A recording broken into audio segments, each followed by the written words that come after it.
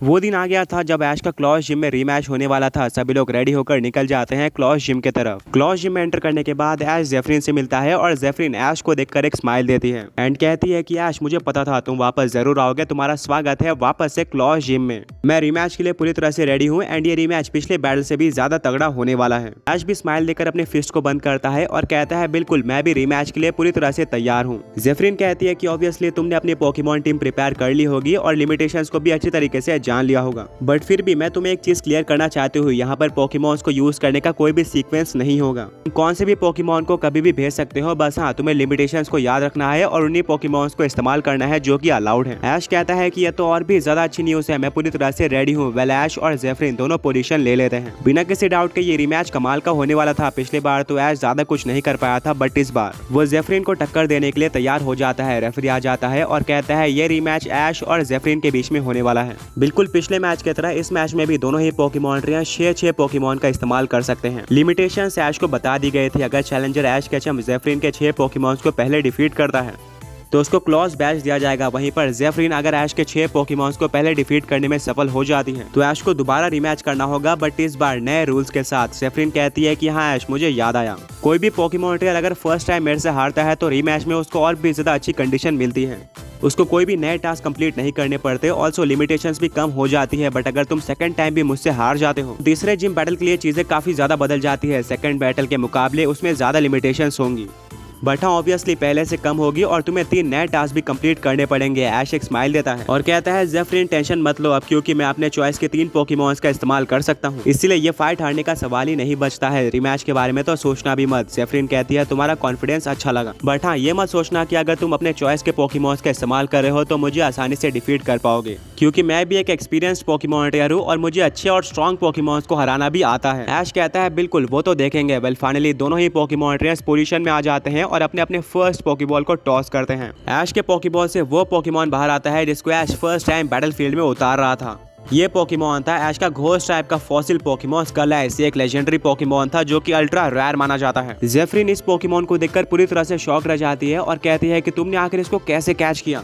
इस पोकेमॉन का तो पूरे जिंदगी में एक बार दिखना भी काफी ज्यादा लकी माना जाता है और लिटरली ये तुम्हारे पोकेबॉल के अंदर है, तुम इसको डेली देख सकते हो। ऐश एक स्माइल देता है और कहता है कि हाँ मैं मानता हूँ कि मैं काफी लकी था। मुझे एक टास्क कंप्लीट करते हुए लैंड ऑफ फॉसिल में स्कललाइज पोकेमॉन का फॉसिल मिला और मुझे पता चलता है कि मेरे हाथ में कितना ज्यादा रेयर पोकेमॉन लगा है। पूरी हिस्ट्री में 2 ही स्कललाइज पोकेमॉन एग्जिस्ट किए हैं और वो भी एक्सटिंक्ट थे, यानी कि उनके फॉसिल्स ही अवेलेबल हैं एंड उनमें से एक फॉसिल मेरे हाथ लग गया। जेफरीन कहती है बिल्कुल, तुम्हें इसके बारे में नॉलेज है और मैं तो स्कललाइज को देखकर बहुत ज्यादा खुश हुई हूँ। ये मेरे कुछ फेवरेट पोकेमॉन्स के लिस्ट में आता है। काफी सारे पोकेमॉन ट्रेनर्स ने इसको कैच करने के लिए सालों लगा दिए थे, पर बिना किसी डाउट के तुम अभी के लिए फर्स्ट और इकलौते पोकेमॉन ट्रेनर हो जिसके पास स्कललाइज पोकेमॉन मौजूद है। ये पोकेमॉन मुझे बहुत ज्यादा पसंद है, बट फिलहाल के लिए ये मेरा अपोनेंट या फिर दुश्मन है, मुझे इसको डिफीट करना ही होगा, इसलिए फेनरियर बाहर आ जाओ। फेनरियर बैटलफील्ड में पहुंच जाता है। हाँ वही डार्क टाइप का वुल्फ पोकेमॉन जिसकी स्पीड काफी ज्यादा है, वहीं पर पावर के मामले में ये उतना खास नहीं है। जेफरीन इसको क्लॉस इवॉल्व भी कर देती है जिससे इस पोकेमॉन की अटैक स्ट्रेंथ भी इंक्रीज हो जाती है। अब बैटल में आमने सामने 2 खतरनाक पोकेमॉन्स थे और बैटल में काफी ज्यादा मजा आने वाला था। फाइट शुरू हो जाती है। ऐश कहता है स्कललाइज इस्तेमाल करो स्कल क्लैश का। वेल स्कललाइज काफी तेजी से बढ़ रहा होता है फेनरियर की तरफ। वहीं पर जेफरीन अपने फेनरियर को थंडर पंच इस्तेमाल करने के लिए कहती है। दोनों पोकेमॉन्स फुल फ्लो के साथ आपस में टकरा जाते हैं, बट यहाँ पर स्कललाइज का अटैक कहीं ज्यादा पावरफुल साबित होता है फेनरियर के मुकाबले, जिससे फेनरियर जिम के वॉल पर जाकर टकरा जाता है और उसको काफी ज्यादा हैवी डैमेज सहना पड़ता है। पहले ही अटैक में स्कललाइज ने क्लियर कर दिया था कि वो कितना ज्यादा स्ट्रॉन्ग पोकेमॉन है और वो ऐश को ये बैटल जिताने के लिए बैटलफील्ड में आया है। जेफरीन हैरान होती है, स्कललाइज जितना रेयर पोकेमॉन है उतना ही ज्यादा स्ट्रॉन्ग भी लग रहा था। इसी तरह से फाइट कंटिन्यू होती है। स्कललाइज पोकेमॉन जेफरीन के फेनरियर को कोई भी मौका नहीं देता है कमबैक करने का। वो लगातार फेनरियर के ऊपर स्ट्रॉन्ग अटैक का इस्तेमाल करके डोमिनेट करता रहता है और उसको पीछे ही रखता है बैटल में।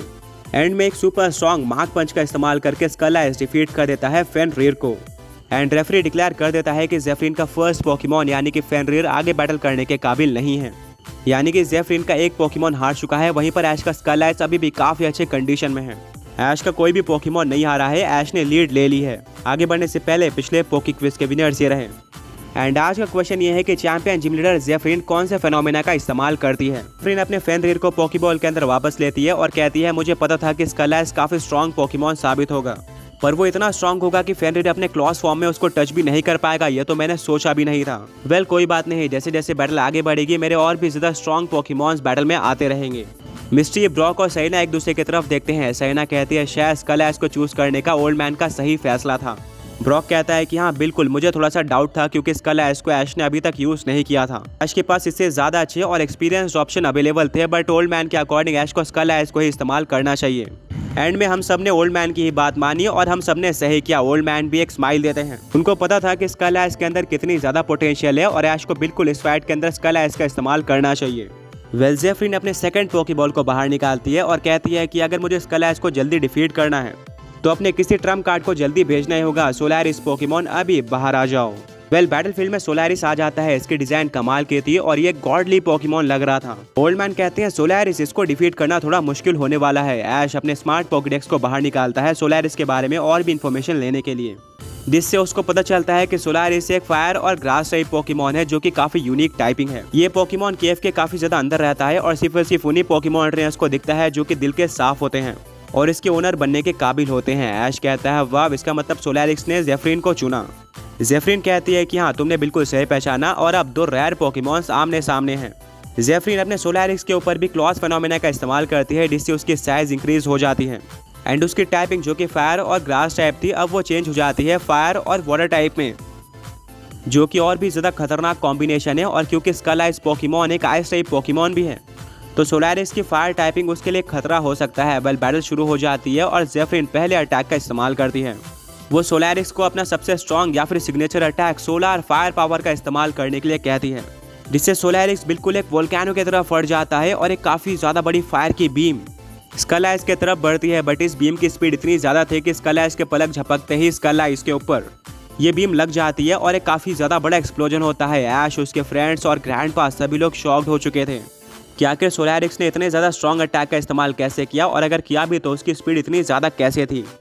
डेफिनेटली ये कोई नॉर्मल अटैक नहीं था और अब सभी लोग वेट कर रहे थे धुएं के हटने का। धीरे धीरे करके धुआं हटना स्टार्ट हो जाता है और सभी को जो चीज़ देखने को मिलती है वो काफ़ी ज़्यादा शॉकिंग थी।